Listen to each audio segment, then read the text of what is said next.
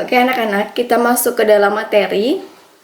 Tadi Ibu sempat menyinggung sedikit mengenai hasil-hasil pengukuran, contoh besaran dan contoh sebuah angka dalam pengukuran.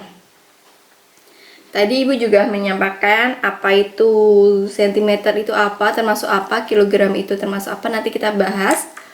Juga Ibu sudah menyampaikan mengapa kita tidak menggunakan kata sifat saja ya anak-anak.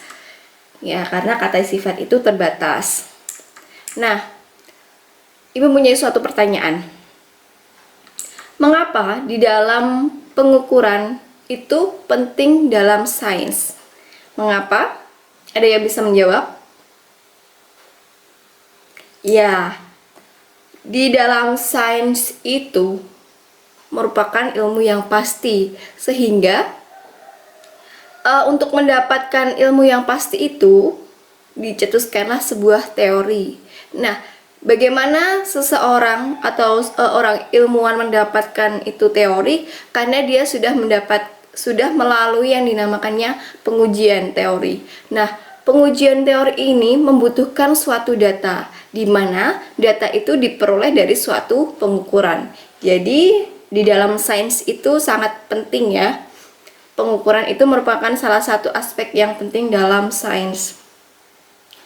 Kita masuk ke dalam pengertian pengukuran. Nah, pengukuran ini mempunyai pengertian yaitu proses membandingkan besaran yang diukur dengan besaran sejenis dan ditetapkan dengan satuan. Nah, di dalam pengukuran itu yang paling penting, dua pokok penting itu adalah besaran dan satuan. Nah, apa sih besaran itu? Besaran adalah segala sesuatu yang dapat diukur dan dinyatakan dengan angka. Nah, kalian kan sudah membuka bukunya halaman 7. Silahkan kalian garis bawahi pengertian dari besaran. Nah, itu juga kalian juga bisa menulis di dalam buku tulis kalian masing-masing sebagai ringkasan. Karena ini adalah materi yang penting ya, materi yang dasar. Jadi kalian harus bisa membedakan antara besaran dan satuan. Kita lanjut ke materi saja. Besaran adalah segala sesuatu yang dapat diukur dan dinyatakan dengan angka. Nah, besaran ini dibagi menjadi dua, yaitu besaran pokok dan besaran turunan. Apa yang membedakan itu? Nah, besaran pokok adalah besaran yang satuannya telah ditetapkan terlebih dahulu dan tidak diturunkan dari besaran lain. Jadi, besaran pokok itu besaran yang aslinya atau belum diturunkan atau merupakan sesuatu yang sudah ditetapkan terlebih dahulu. Contohnya apa? Tadi yang kita bahas, yaitu panjang dan sebagainya. Turunan. Nah, sedangkan turunan ini adalah besaran yang dapat diturunkan atau didefinisikan dari besaran pokok. Nah, tadi kan kalau besaran pokok tidak diturunkan, sedangkan besaran turunan adalah besaran pokok yang diturunkan. Contohnya apa? Contohnya itu kecepatan. Kalian tahu rumus kecepatan? Iya, kecepatan adalah panjang lintasan per sekon. Panjang lintasan per sekon itu satuannya kan meter per sekon. Nah, panjang lintasan itu kan meter. Nah, dan dibagi oleh waktu jadi sekon. Jadi rumus dari kecepatan itu kan meter per sekon. Itu merupakan salah satu contoh dari besaran turunan. Nah, lanjut ke dalam satuan. Apa itu pengertian satuan? Satuan yaitu pernyataan yang menjelaskan arti dari suatu besaran, sehingga dia digunakan sebagai skala pembanding. Nah, contohnya itu, satuan itu dibagi menjadi dua, yaitu satuan baku dan satuan tidak baku. Apa yang membedakan? Satuan baku itu ditetapkan dalam internasional melalui konferensi. Nah, kenapa dikatakan satuan baku? Karena dia mempunyai satuan yang nilainya tetap dan diakui secara internasional. Nah, syarat dikatakan satuan baku itu pertama nilainya tetap, kedua mudah ditiru, ketiga dapat digunakan semua orang. Oke, lanjut. Satuan tak baku, satuan yang memiliki nilai berbeda dan tidak diakui secara internasional. Contohnya itu depa, kemudian langkah, terus jengkal. Itu ya anak-anak, contoh dari satuan tak baku. Nanti kita bahas satu lebih rinci. Nah, besaran pokok itu yang menurut satuan internasionalnya itu ini, ada 7. Panjang, satuan internasionalnya meter. Kemudian massa, satuan internasionalnya kilogram. Kemudian waktu, SI-nya sekon. Suhu, satuan internasionalnya Kelvin. Kuat arus listrik, ampere. Jumlah zat mol, dan intensitas cahaya kandela. Kita bahas satu-satu. Mulai dari panjang. Panjang kan satuannya meter ya anak-anak. Nah, pengertian dari panjang itu apa? Panjang itu merupakan besaran yang menyatakan jarak 2 titik. Jadi ketika ibu mempunyai 2 titik ini, nah jarak antara 2 titik ini dinamakan dengan panjang. Mengerti ya? Nah, lanjut. Alat untuk mengukur. Alat untuk mengukur besaran panjang ada banyak. Salah satunya itu penggaris, kemudian ada jangka sorong, ada mikrometer sekrup. Nah, bagaimana kalau kita mengukur dengan jarak yang sangat panjang? Kita mempunyai meteran. Oke. Nah, apa sih yang membedakan mikrometer sekrup dan jangka sorong? Dia mempunyai fungsi yang sama, yaitu untuk mengukur suatu hal yang lebih kecil atau mengukur suatu ketebalan dengan ukuran yang kecil, karena kita tidak mungkin menggunakan penggaris. Nah, yang membedakan itu adalah suatu ketelitian yang lebih tinggi dalam mengukur. Jadi, jangka sorong itu mempunyai ketelitian yang lebih tinggi daripada mikrometer sekrup mempunyai ketelitian yang lebih tinggi daripada jangka sorong. Nanti kita bahas cara mengukur jangka sorong ya anak-anak. Nah, ini penting dalam suatu pengukuran, yaitu terjadinya suatu kesalahan paralaks. Nah, apa itu kesalahan paralaks?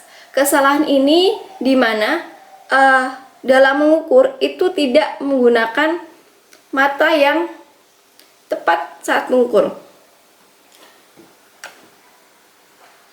Oke. Nah, seperti apa kesalahan kita saat mengukur? Nah, ini dia, di mana mata tidak tegak lurus dengan skala yang diamati. Kalian bisa amati PPT ibu di sini. Nah, ini kan hasil pengukuran. Nah, mata yang seharusnya benar itu adalah tepat tegak lurus antara benda dan satuan yang diperoleh. Angka yang diperoleh dalam pengukuran itu harus tegak lurus dengan ini ya, mata kita. Kenapa? Karena kalau kita melihat dari samping atau dari atas maupun dari sudut bawah, kita akan mengalami suatu pelabuhan itulah ya. Jadi itu tidak akan tepat dalam mengukur. Jadi dalam mengukur kita harus tepat, ini penggaris, kita harus ini misal kita dapat di sini, berarti kita harus tepat 90 derajat. Tidak boleh kita dari bawah segini atau dari bawah segini, tidak boleh. Kita harus tegak lurus dari benda yang diamati. Nah, kita akan mempelajari mengenai membaca ukuran jangka sorong. Perhatikan video ibu ya. Nah, dalam mengukur jangka sorong, nah contohnya kita mengukur suatu benda. Ini. Nah, dalam mengukur suatu benda ini, kenapa ini? Nah, kita cepat saja mengukur ini. Nah, kita geser, kemudian, nah, kita lihat angka. Ini kan sudah pas. Benda ini sudah ditaruh di sini. Nah, kita cari acuan skala utama.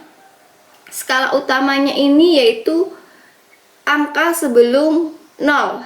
Ini ya, lihat kursor Ibu. Nah, di sini lihat angka berapa sebelum angka 0. Kita lihat dari sini. 2,1234. Oke, berarti kita mendapatkan skala utamanya 2,4.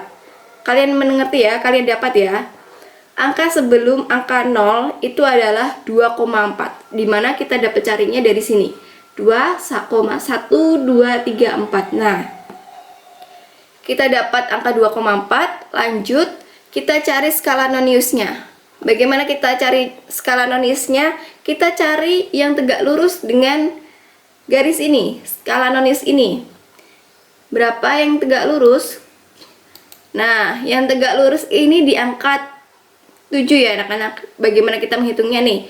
0, 1, 2, 3, 4, 5, 6, 7. Nah, skala noniusnya itu 0,00. Jadi kalau kita dapat di sini angka 7 berarti skala noniusnya itu 0,07.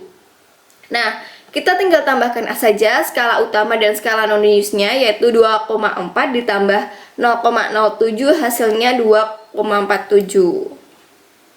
Nah, ini ya. Oke, Ibu lanjutkan. Nah, tadi kan sudah mengukur jangka sorong ya. Sekarang kita masuk ke massa. Satuan baku dari massa atau SI-nya adalah kilogram. Nah, sebenarnya apa sih massa? Massa adalah jumlah materi yang terkandung dalam suatu benda. Nah, tadi kan Ibu, nih ada pertanyaan. Apakah massa dan berat itu sama? Sedangkan tadi kan Ibu dalam perawalan tadi kan berat Vima adalah 45 kg. Nah, di sini massa itu sama berat sama atau tidak? Ada yang bisa menjawab? Iya, massa dan berat itu berbeda ya anak-anak. Nah, tetapi kenapa tadi dikatakan itu kilogram, Bu? Padahal berat itu dinyatakan dengan Newton, sedangkan massa dinyatakan dengan kilogram. Karena berat badan yang ditimbang oleh Vima itu merupakan pengukuran dari massa. Jadi jelas ya, karena alat ukurnya itu menunjukkan kilogram, jadi dia pengukuran dari massa.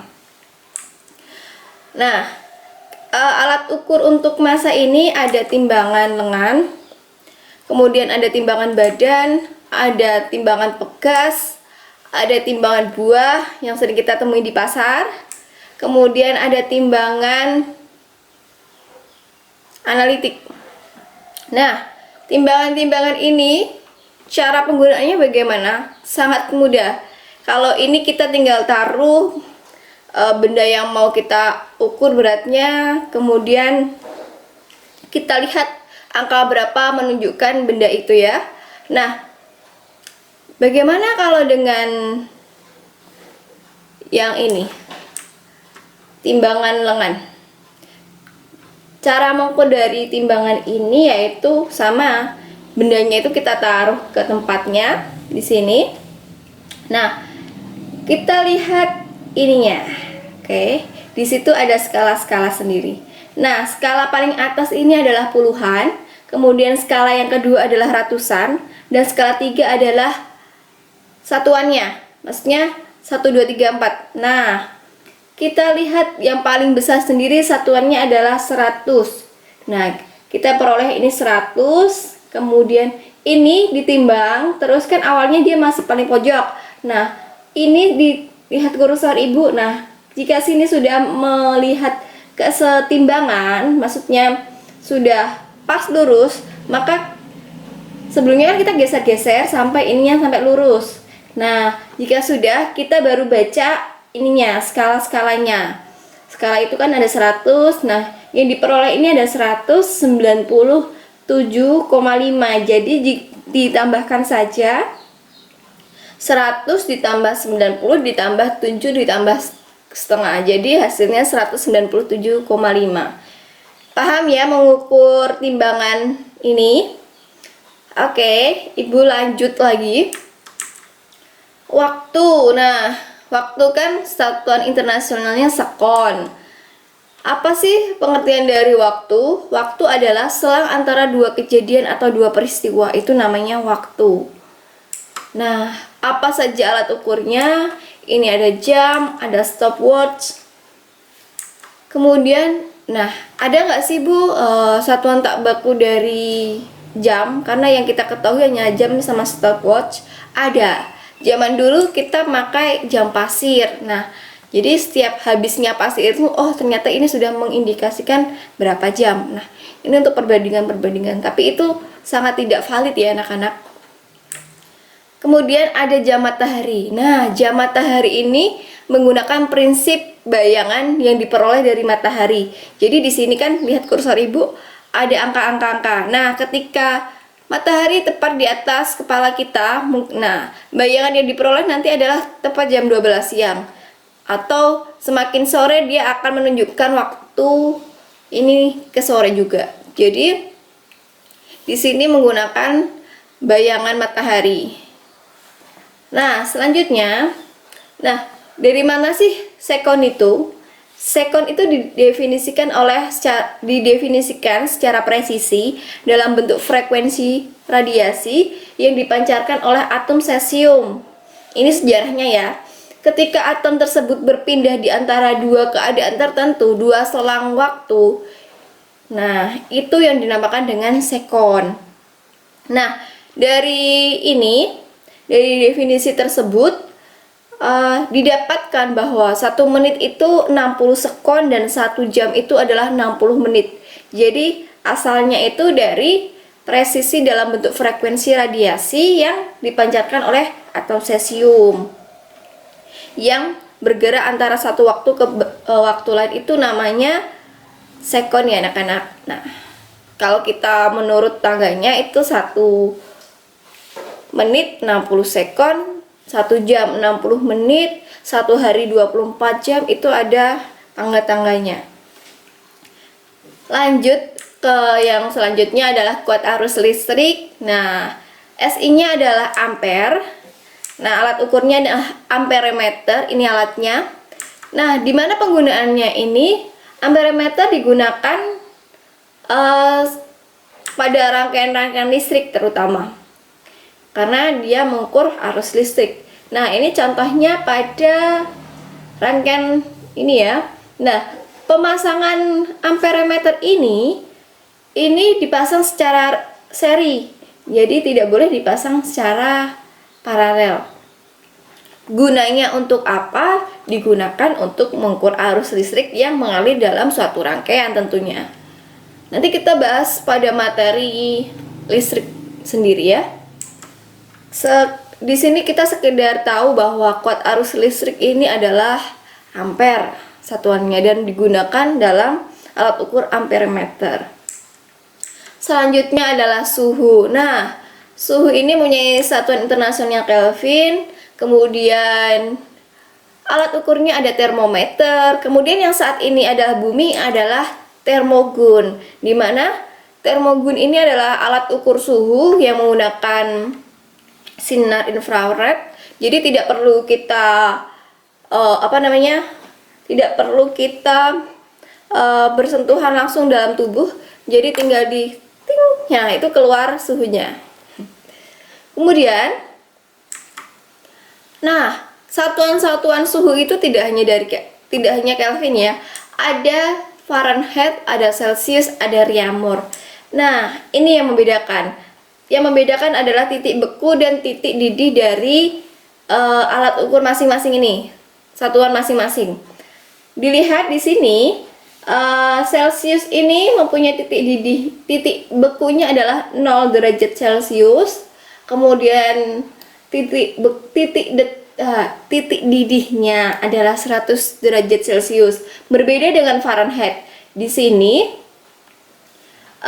titik bekunya 32. Titik beku ya. Titik didihnya adalah 212. Berbeda ya antara Celsius dan Fahrenheit. Begitu juga Fahrenheit dengan Kelvin juga berbeda titik bekunya, juga titik didihnya. Juga dengan Reaumur itu berbeda. Nah, bagaimana kita menyamaratakan antara satuan-satuan yang berbeda ini? Ada rumus konversi suhu. Nah, ini adalah rumus-rumusnya, bisa kalian lihat di sini. Nah, Ibu akan memberikan contoh langsung saja. Misalnya, perhatikan PPT Ibu ya. Jika Ibu mempunyai 25 derajat Celcius, berapa Ibu ingin jadikan pada suhu reamur?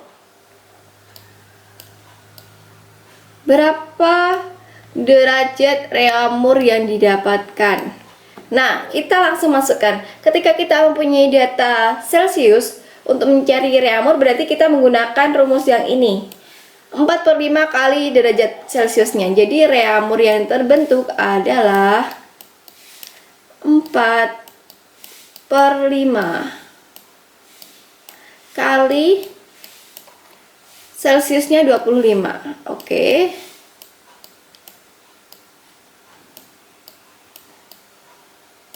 Celcius, maaf. Nah, ini 5 kali 4 20 derajat reamur. Oke, jadi ketika misalnya Ibu mengukur suatu air, nah ketika diukur dengan Celcius, satuan Celcius, dia akan menghasilkan 25 derajat Celcius. Namun ketika Ibu guru mengukur dengan satuannya reamur, dia akan menunjukkan 20 derajat reamur. Jadi satuannya tuh angkanya yang menunjukkan berbeda. Nah, ini pentingnya rumus konversi suhu adalah untuk mengetahui berapa untuk dinyatakan dengan Celcius, berapa dinyatakan dengan reamur, berapa dinyatakan dengan Fahrenheit, dapat kita gunakan dengan rumus konversi suhu.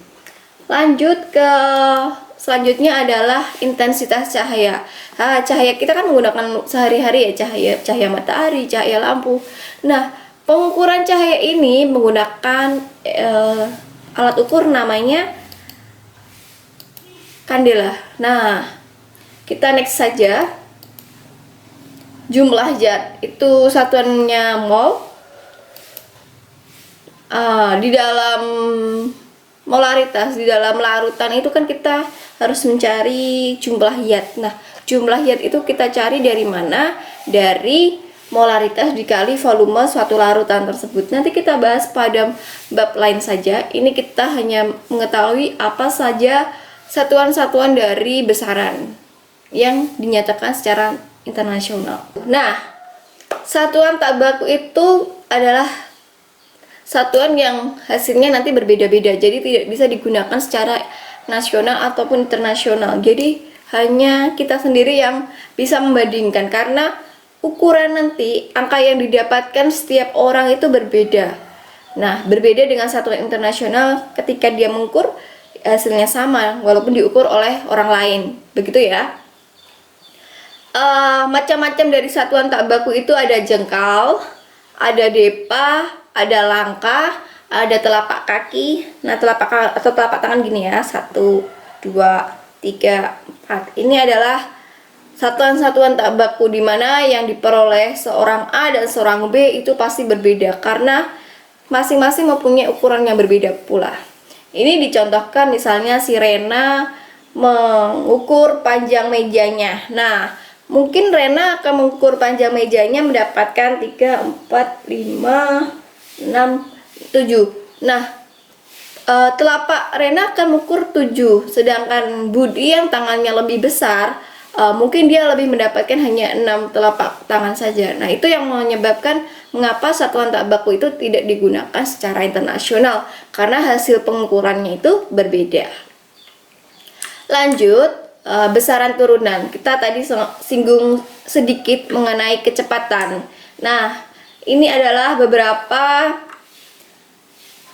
besaran turunan yang sering kita gunakan. Nah, di sini ada luas. Nah, luas itu kan panjang kali lebar.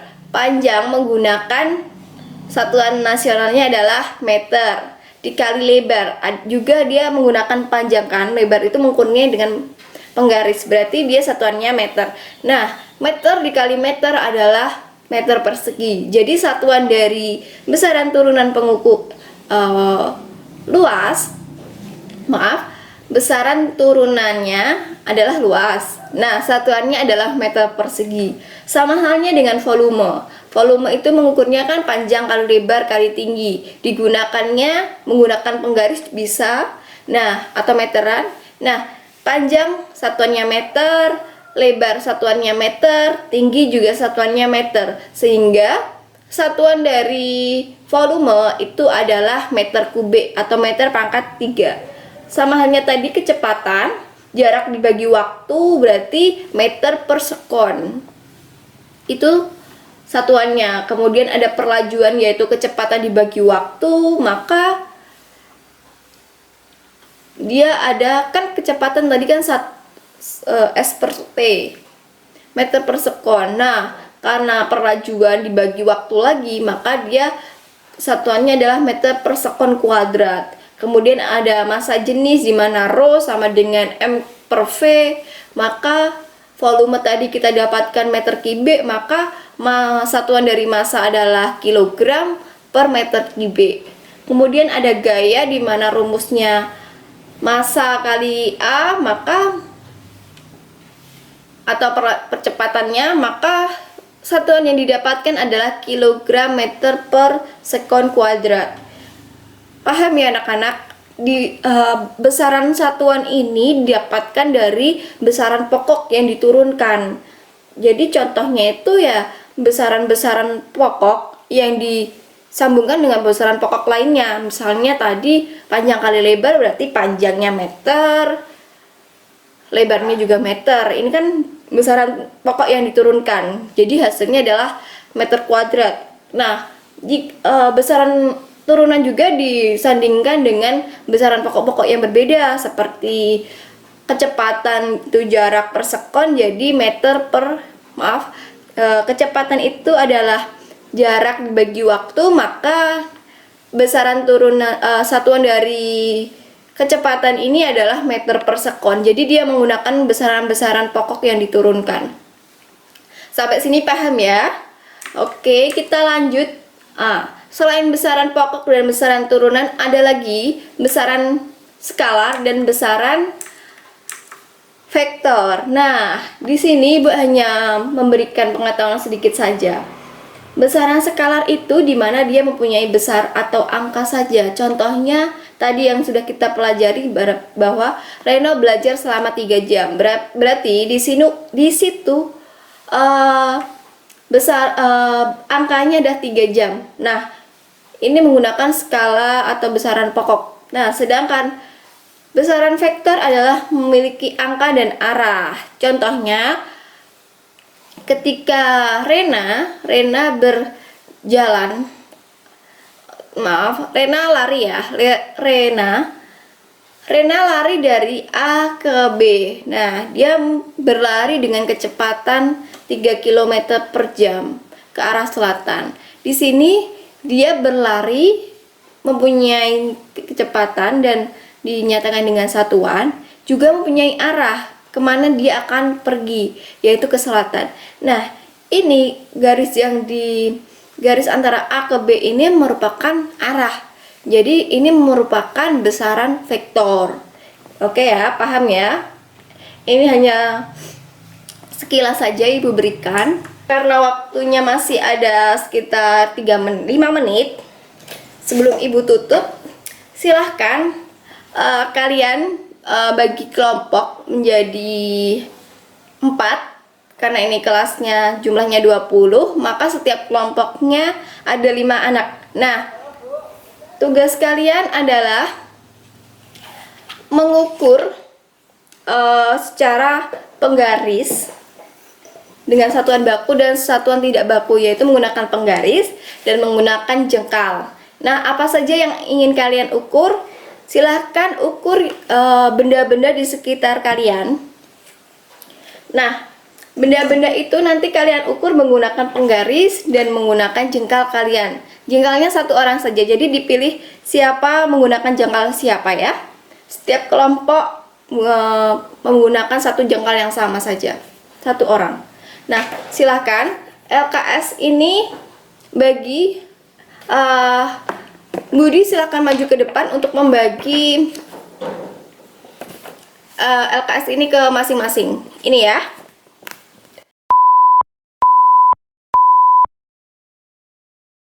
Kemudian apa saja tadi? Lupa.